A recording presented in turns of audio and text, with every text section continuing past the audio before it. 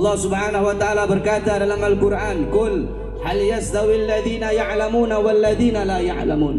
Allah katakan dalam Al-Qur'an, "Qul," katakanlah, apakah sama orang-orang yang alim, orang-orang yang berilmu dan orang-orang yang tidak berilmu?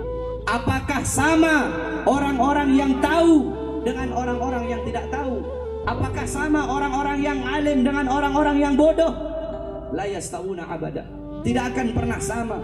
La fid dunya wala fil akhirah. Di dunia tidak sama, di akhirat tidak sama. Apanya tidak sama? Keadaannya tidak sama, ibadahnya tidak sama, duduknya tidak sama, makannya tidak sama, minumnya tidak sama, tidurnya tidak sama, tidak sama. Jangan kita samakan orang alim dengan orang bodoh, jangan kita samakan, karena tidak akan pernah sama. Orang alim duduknya ibadah, makannya ibadah, tidurnya ibadah. Bahkan tidurnya orang alim, tidurnya orang yang berilmu lebih ditakuti oleh iblis daripada sholatnya orang yang bodoh. Tidak sama, tidurnya ibadah, makannya ibadah. Mereka melangkahkan kaki-kakinya ke tempat yang diridhoi oleh Allah. Memandang wajah mereka mengingatkan kita kepada Allah. Menyebut nama mereka turun rahmat dari Allah Subhanahu wa ta'ala. Mengenang mereka kafarah, tebusan bagi dosa-dosamu. Sebagaimana yang dikatakan dalam hadis riwayat Ad-Dailami dalam kitab Mustad Al-Firdaus, qala Rasul, dzikrul anbiya minal ibadah wa dzikrus shalihin minal kafarah. Mengingat para nabi ibadah, mengingat para sholihin, mengingat orang-orang soleh kafarah, tebusan bagi dosa-dosamu. Lihat, ini orang alim.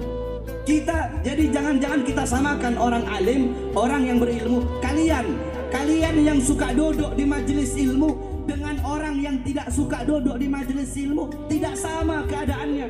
Orang yang suka duduk di majelis ilmu, hatta anak kecil, kalau ada anak kecil umur 11 tahun seumpama misalnya, anak kecil tersebut dia tahu fardunya wudhu, dia tahu fardunya sholat, rukunnya sholat, dia tahu caranya wudhu, cara istinja. Anak kecil yang tersebut kalau mau dibandingkan dengan seorang presiden yang pangkatnya tinggi, orang atau mau dibandingkan dengan orang yang hartanya banyak, tidak bisa disamakan. Masih lebih mulia anak kecil tersebut daripada presiden yang tidak tahu apa-apa. Karena apa?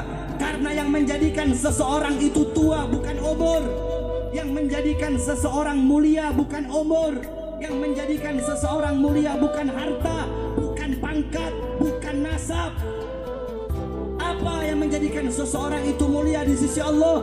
Ilmu, amal, akhlak. Ini menjadikan seseorang mulia di sisi Allah.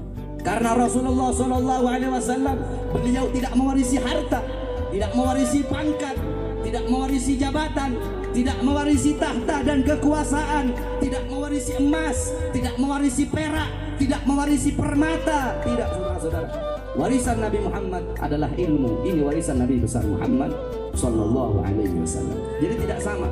Orang yang alim duduknya ibadah, tidurnya ibadah, makannya ibadah, melangkahkan kakinya ibadah.